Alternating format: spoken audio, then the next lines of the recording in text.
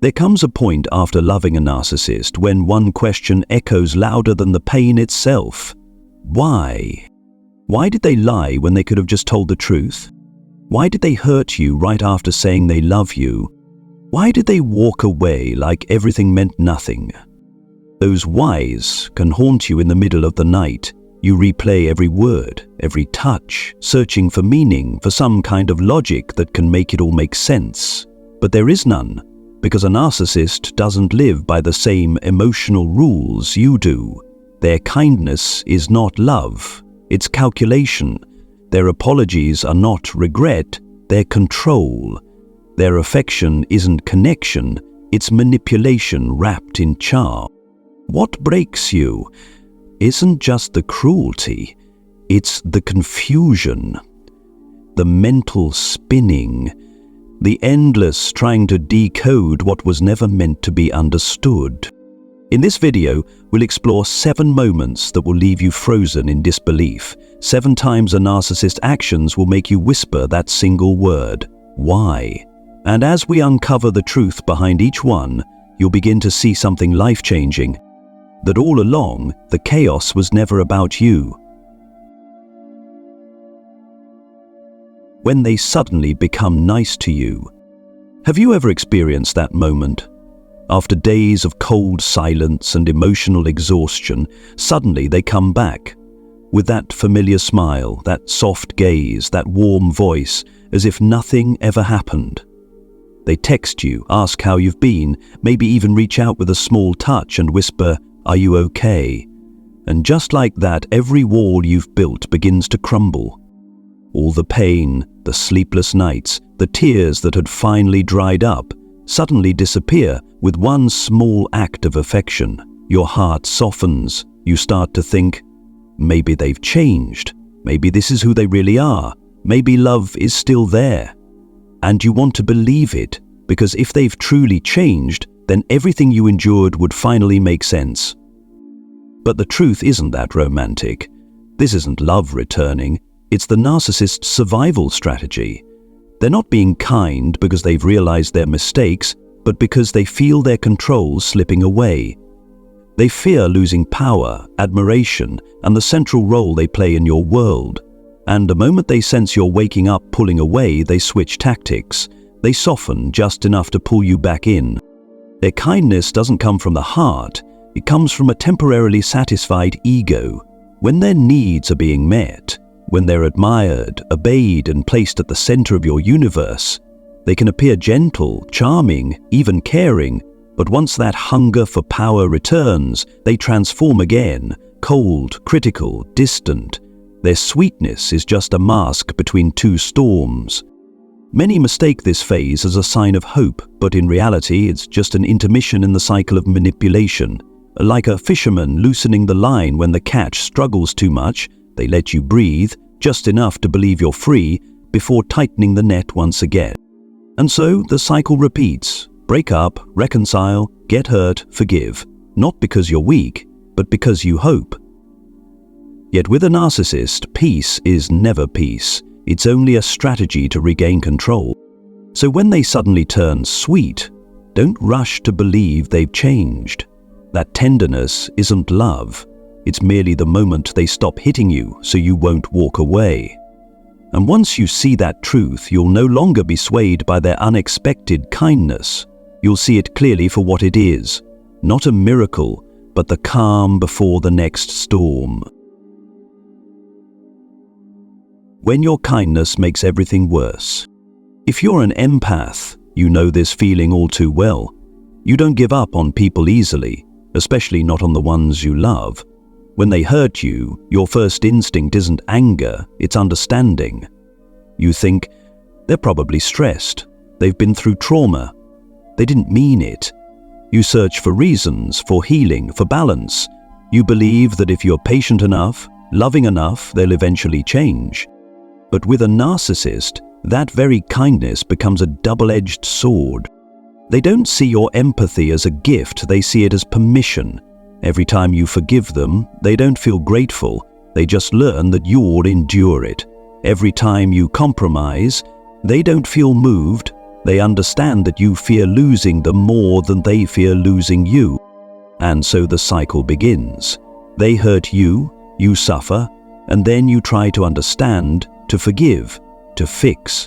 You think you're loving them the right way, but in reality, you're teaching them that they can wound you without consequence. A narcissist knows the biggest weakness of an empath, your belief that everyone has a reason for their behavior. They'll tell sad stories, bring up their painful childhood and justify every betrayal. And you, with your tender heart, will feel compassion again. You'll fall into the trap of understanding them while they never even try to understand you. The cruelest part is this: they'll use your own kindness to make you feel guilty. When you try to leave, they'll say, "You know what I've been through. How could you abandon me?"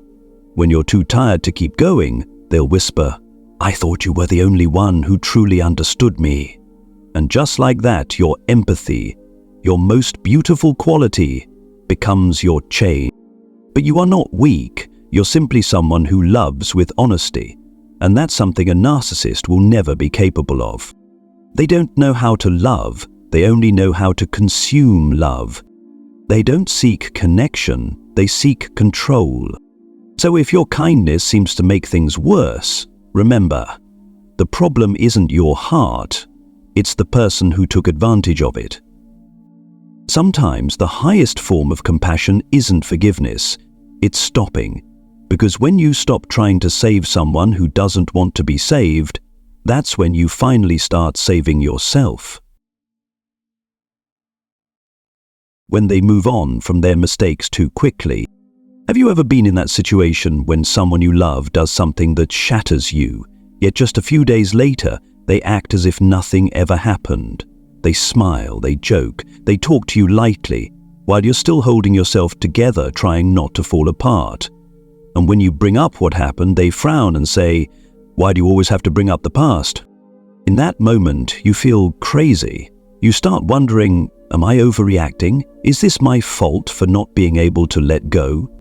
But the truth is, you're not crazy, you just have a heart.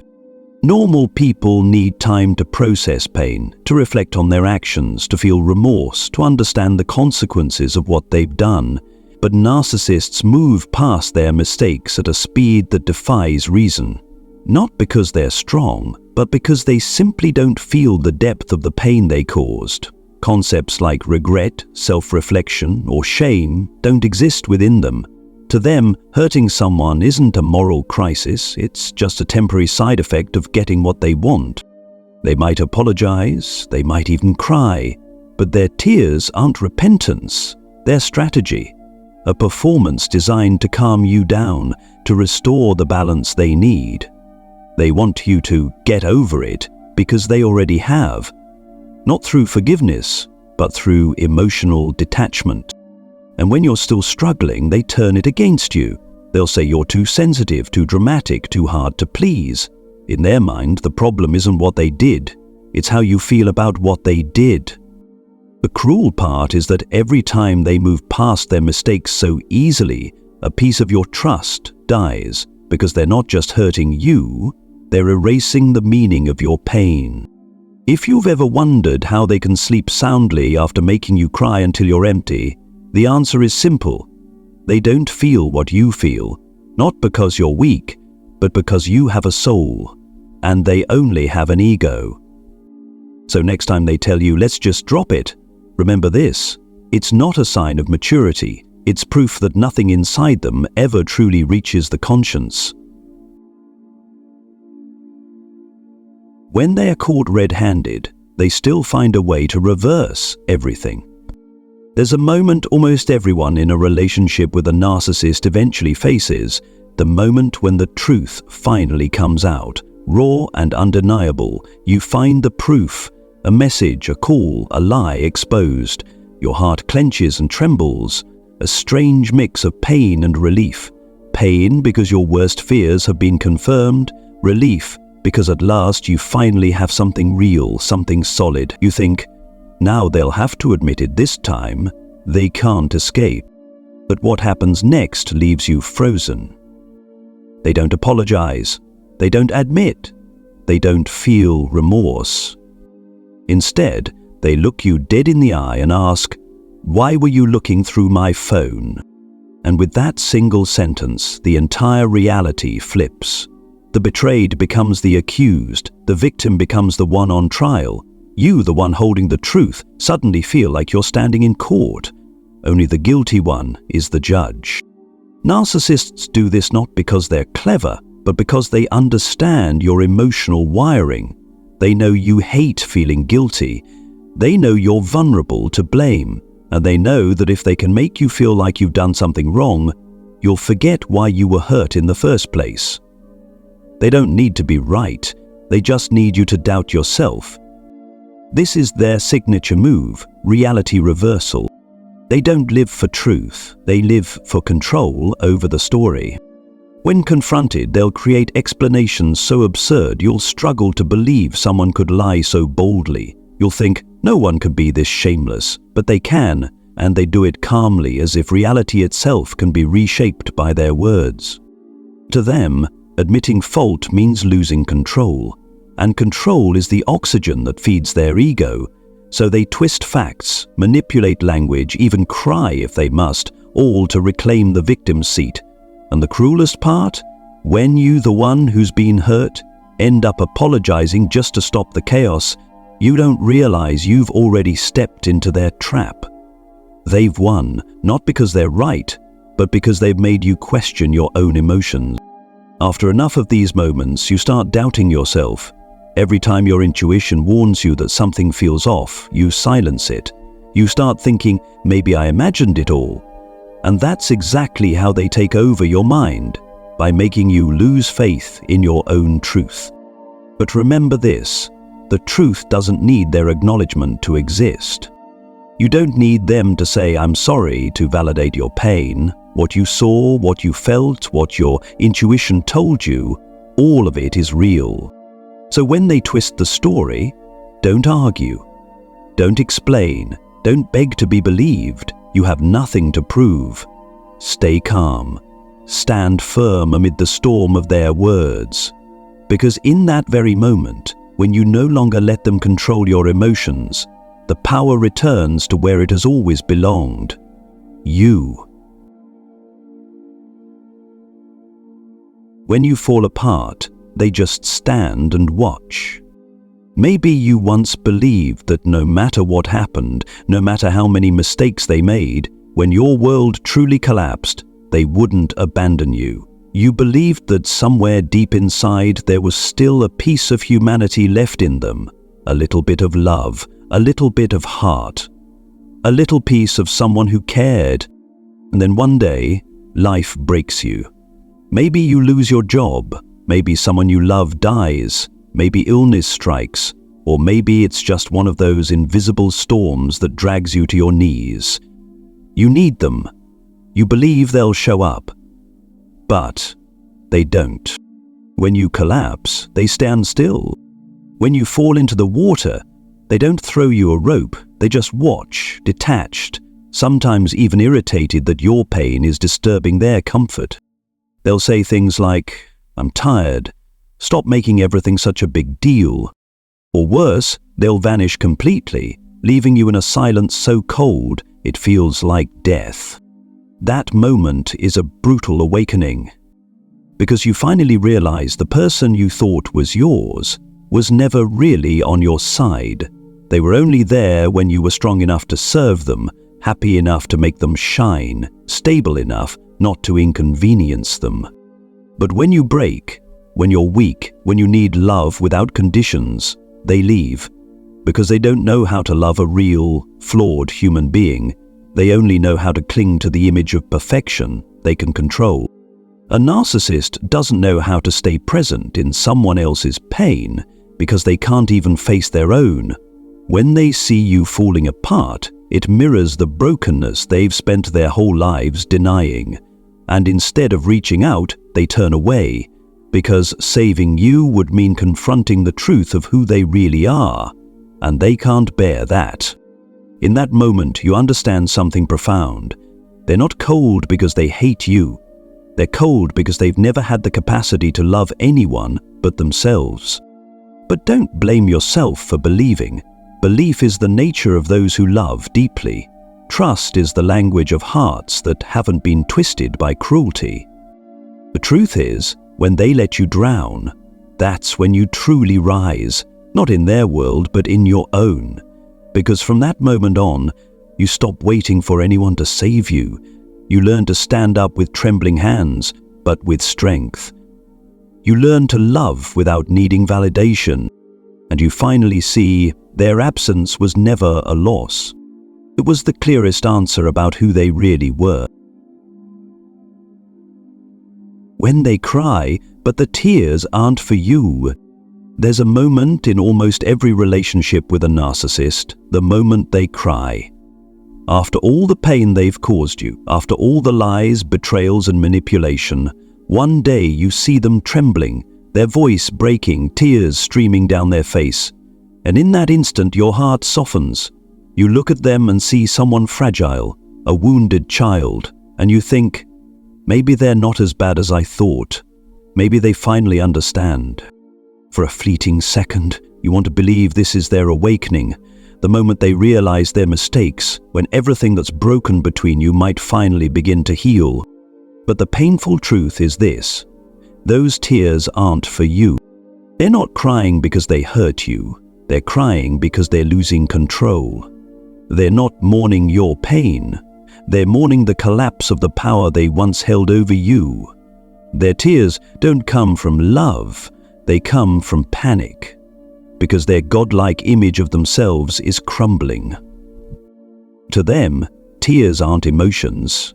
They're tools. A narcissist knows exactly when to appear broken, when to cry, when to tremble or stay silent just long enough to trigger your compassion.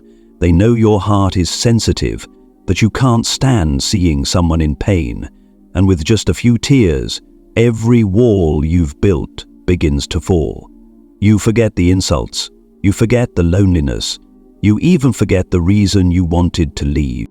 A part of you starts believing again that this time it's real, that maybe they're finally sorry, but once the tears dry, they return to who they've always been: cold, arrogant, and distant. For them, tears are just a test, a last-ditch strategy to reclaim control. They don't cry for forgiveness, they cry to weaken your resolve, to keep you from walking away. They don't cry out of love. They cry because their ego is breaking apart.